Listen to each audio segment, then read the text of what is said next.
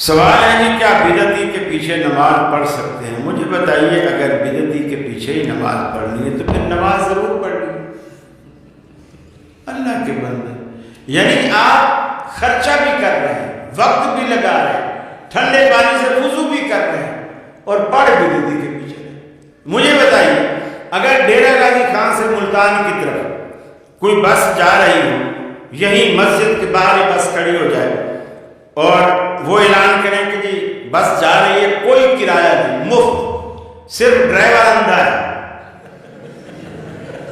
کرایہ نہیں ہے، ڈرائیور اندھا ہے۔ ایمانداری سے بتائیے، آپ میں سے کتنے دل گردے والے ہیں جو پیسہ بچانے کے لیے اس میں بیٹھے گئے؟